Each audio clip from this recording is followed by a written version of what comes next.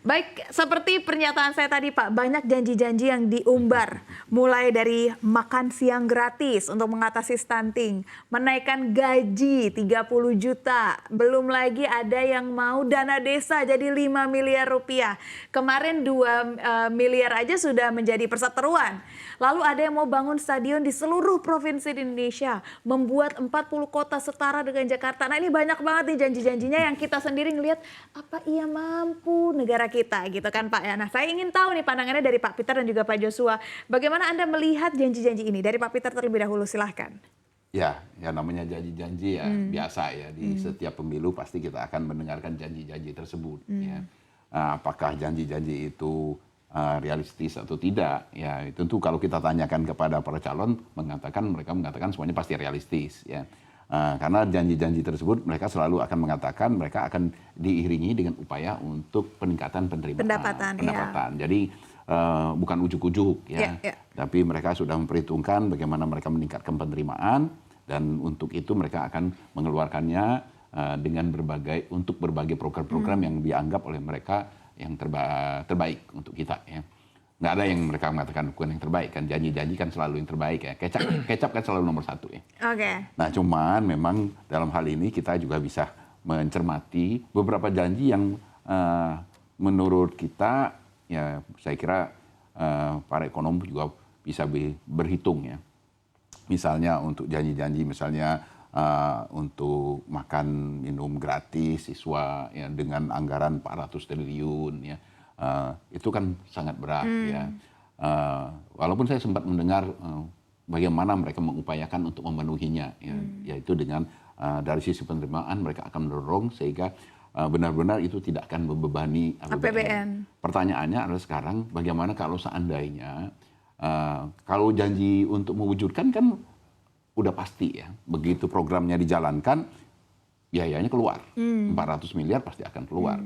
Tetapi di dalam hal penerimaan tidak semudah itu kan. Bagaimana memastikan penerimaan ini benar-benar terjaga 5 tahun. Ya, betul. Itu. Apalagi kalau kita lihat dari program itu tidak hanya itu. Tadi sudah dijelaskan ada program lain juga. Ya, bagaimana membangun desa, membangun rumah, ya, renovasi rumah dan sebagainya. Sehingga secara keseluruhan itu akan sangat besar.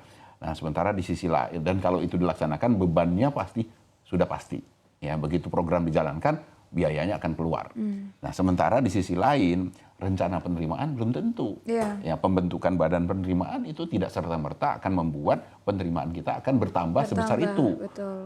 Sehingga saya kira memang ini sesuatu yang memang harus diperhitungkan kembali, ya, dicermati kembali karena tidak semua program tersebut bisa dieksekusi kalau seandainya rencana penerimaannya tidak bisa diwujudkan. Nah ini menarik juga Pak Joshua, jika berbicara tentang rencana penerimaan, salah satu pasangan ada yang menargetkan tax ratio kita di 13 sampai dengan 16%. Sekarang berada di kisaran 6%-an ya Pak ya, kurang lebih 5 sampai dengan 10%. Oke. Untuk bisa naik ke 13 dan 16% artinya kan penerimaan pajak kita harus bertambah lagi. Sedangkan penerimaan pajak ini bergantung dengan beragam kondisi yang belum tentu bisa stabil selama 5 tahun yang tadi disampaikan. Bagaimana Anda melihat ini Pak? Ya, saya sepakat dengan Pak Peter ya, bahwa bagaimana produktivitas belanja itu bisa menciptakan pertumbuhan ekonomi.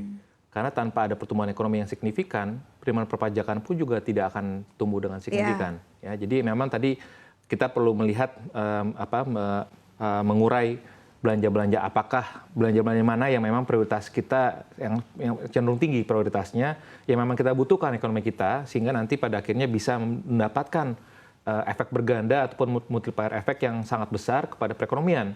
Sehingga kalau kita bicara tax ratio itu juga kami melihatnya ya tentu janji itu memang manis di mulut ya, tapi nanti kita akan lihat bagaimana implementasinya seperti apa. Karena tentunya prasyarat tadi ya menurut pandangan kami pada saat ekonominya business as usual saja tanpa ada pertumbuhan ekonomi yang cukup signifikan, tentu tadi tidak akan berdampak signifikan juga kepada penerimaan perpajakan dan juga tax ratio.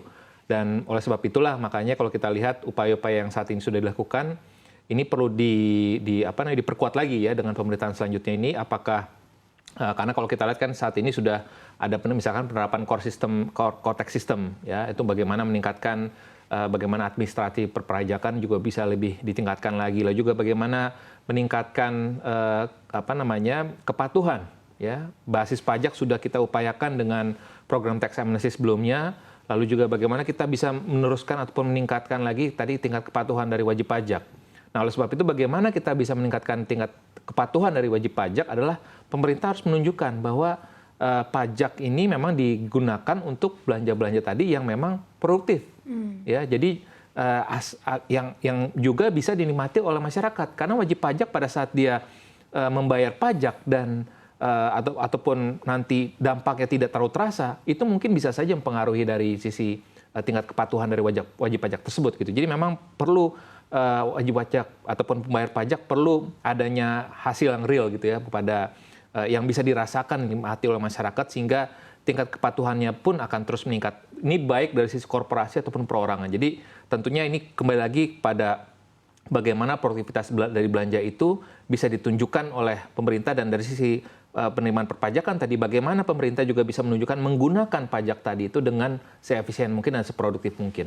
Oke, kalau berbicara terkait hal ini ya Pak, sebenarnya kalau berbicara visi misi ini seperti berbicara cita-cita, bagus ditaruh setinggi-tingginya kan, begitu ya Pak ya, biar kalau jatuh masih di langit ke-6, langit ke-5, seperti itu kan teorinya. Tetapi bagaimana seharusnya para paslon ini seharusnya menyiapkan, apakah harusnya kita bisa menyiapkan program yang bisa mengeluarkan Indonesia dari middle income trap seperti tadi, agar tidak business as usual aja, atau memang visi misinya dulu yang dikedepankan, baru memikirkan bagaimana cara untuk bisa keluar dari middle income trap ini, Pak Peter?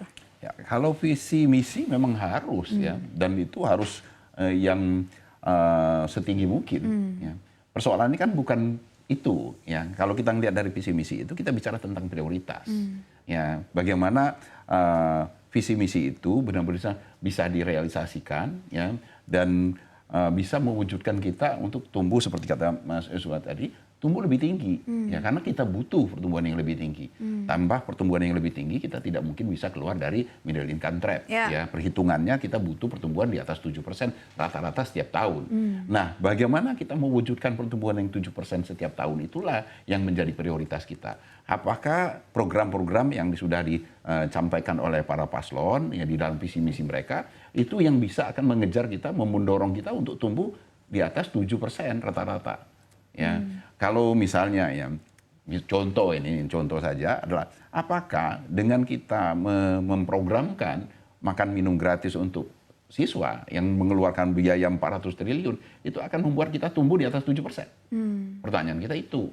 Ya, walaupun saya udah sempat mendengarkan jawaban bahwasanya dengan program makan minum gratis itu akan menyebabkan turunan aktivitas ekonomi yang luar biasa besar. Ya, berarti seharusnya program-program ini beriringan dong dengan pertumbuhan ekonomi itu, Pak, harusnya. Iya, cuman itu yang harus kita perhitungkan. Iya. Kan kita nggak sekadar hanya menyusun program dan kemudian kita mengatakan ini akan menderivasikan berbagai program-program kegiatan yang akan bisa juga mendorong pertumbuhan ekonomi. Itu harus kita hitung kan. Nah, itu yang sempat juga kita diskusikan. Tanpa kita menyelesaikan permasalahan-permasalahan ekonomi, karena kita tahu kita memiliki permasalahan ekonomi, perekonomian kita yang tidak efisien, di mana ICOR kita begitu besar. Jadi kalaupun kita mengeluarkan 400 triliun dengan kita tidak menyelesaikan permasalahan penyakit ekonominya, ini juga akan jadi waste. Nah, inilah yang seharusnya menjadi sesuatu yang harus kita evaluasi bersama, ya, terutama para ekonom harus mengkritisi hal itu. Bahwasanya program-program itu tanpa kita menyelesaikan persoalan-persoalan ekonominya, dia tidak bisa efektif mendorong pertumbuhan ekonomi yang disampaikan tadi, yang kita butuhkan untuk kita bisa keluar dari middle income trap.